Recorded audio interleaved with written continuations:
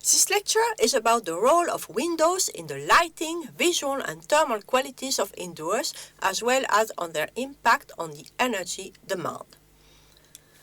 In other lectures, you have learned about the important parameters of lighting quality, which are illuminance, spatial contrast, temporal contrast, and luminance differences. It is quite clear that situations, like on the picture left, are not quite ideal. Too low illuminance and too high contrasts. The situation on the second picture is not much better. There is glare coming from the window and blindings make the work on the laptop impossible. So, controlling glare, light levels and contrasts are key issues. And we also have to cope with dark days and nights, so artificial lighting is needed in all buildings. You see on the picture right, direct light coming from the windows and from the artificial lighting in the ceiling. There is also indirect light that is reflected, for instance, from the window to the ceiling and then from the ceiling to the desk. Windows are not only about lighting quality, but also about outside view, which is also a parameter influencing the visual quality of the indoors. View is often forgotten by engineers, but as shown by many researches, like the one mentioned on the slide, it is rated as a very important factor by residents. That is also a reason why many people and architects have a preference for very large windows. This also partly explains the developments around fully glazed buildings. Having a view makes that people feel connected to others and to nature, and it gives a sense of control. In this way, it helps reducing stress factors and therefore can contribute to health and well-being.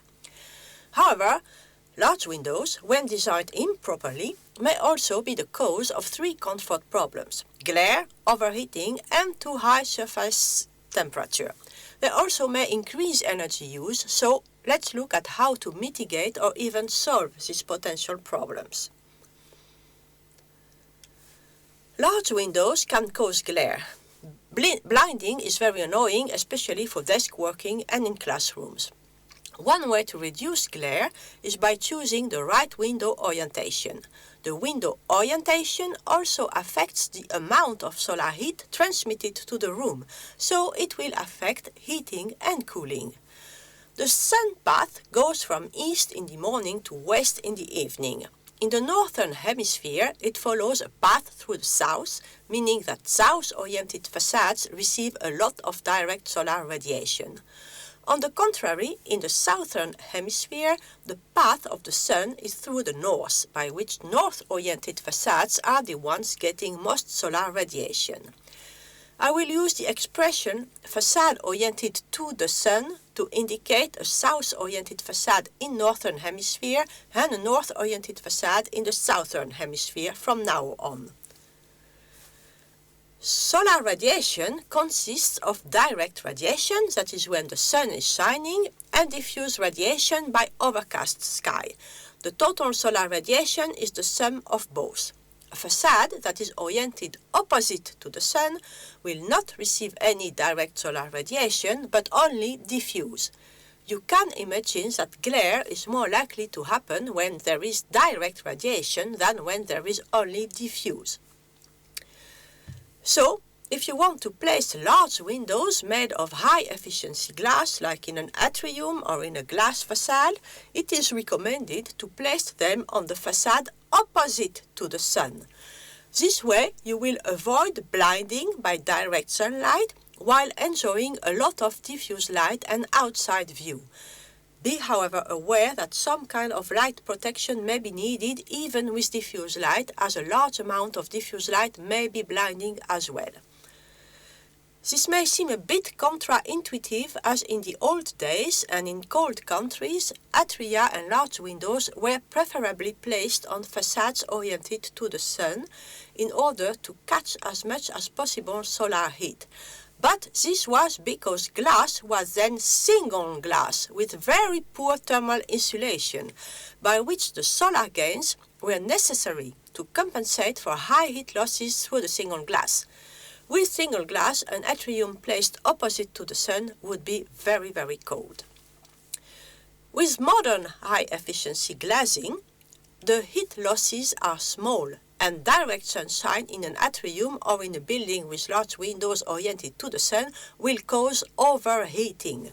Overheating is the term we use when there is thermal discomfort due to too high operative temperatures and too much incoming solar radiation. In hot sunny countries, fully glazed buildings may cause high overheating and need therefore a lot of cooling. With small windows, the balance is very different, and windows oriented to the sun are less problematic and can even help keeping the building at a nice temperature. And last but not least, what also can happen in large multi-layer glassed windows oriented to the sun is that the temperature of the glass pane indoors may become very high because it absorbs solar radiation, increasing this way tremendously the MRT and causing discomfort. Playing with orientation is one thing, but it is also possible to play with the light and heat transmittance of windows. A common solution to avoid glare and overheating is to use solar blinds. There are many different kinds of blinds for indoors and outdoors. In another lecture, we have seen that it is important that the blinds do not block the ventilation openings. Outdoor blinds block the solar radiation, which therefore does not come into the building. This is very important in hot climates. Instead of roller blinds, overhangs can also be used. Indoor blinds are less performant as the solar radiation enters first the building and is absorbed by the blind, which becomes warm and finally gives its heat to the room. See drawing below. Another issue with blinds is that they may block the outside view. What is the point of having a glass facade if the blinds are down most of the time to avoid glare and overheating?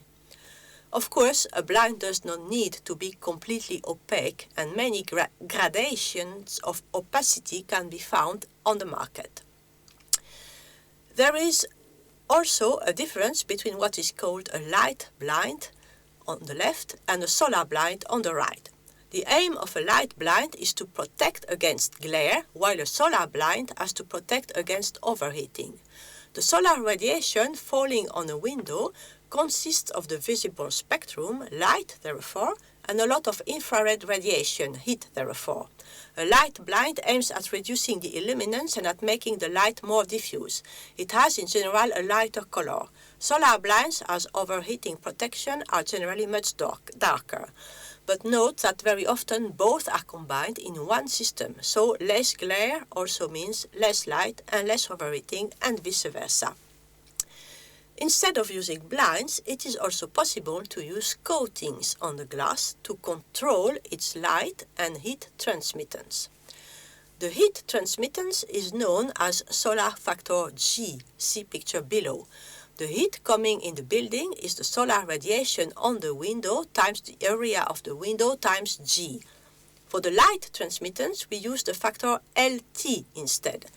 Both are different because the solar radiation contains more than light. So the whole game is to find glass with the right G and LT factors depending on the climate and the orientation of the facade. For instance, in a hot, cloudy climate, you may want to have a low G factor and a high LT. In an arid, sunny climate, you would like them to be both at the lower side. In a cold and cloudy climate, they must be both high. And ideally, you would like to have adaptable G and LT factor per hour or per season, just like darkening sunglasses. There is research done on that, but it is not applied a lot yet, and that's why blinds are very useful, as they are controllable.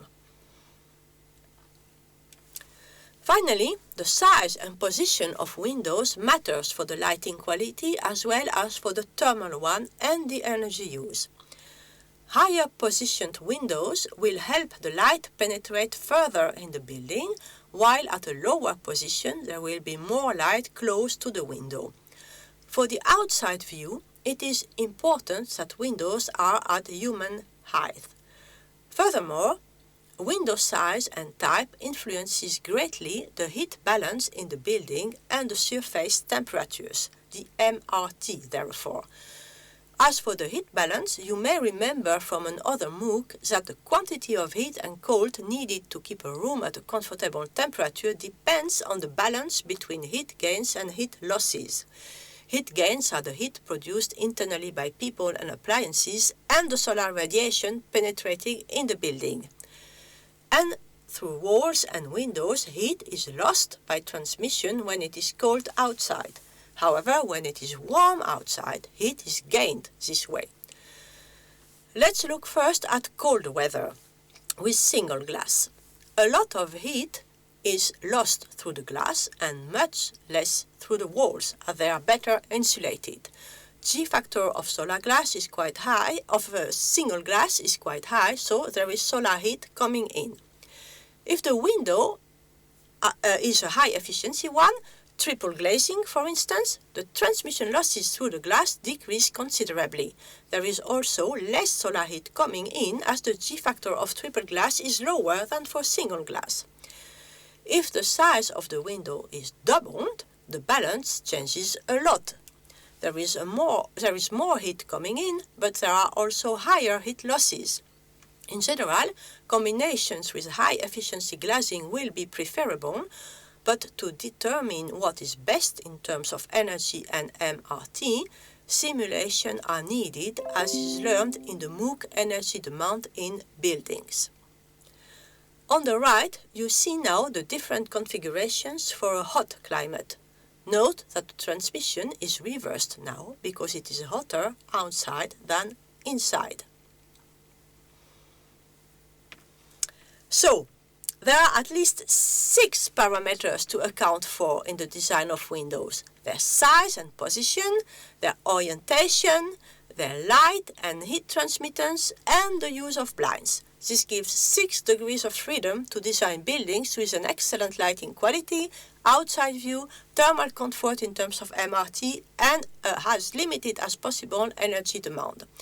This means that there is not one good solution, but a multitude of diverse solutions performing better or poorer on some of these aspects. We have seen the principles that can be used to balance these different interests.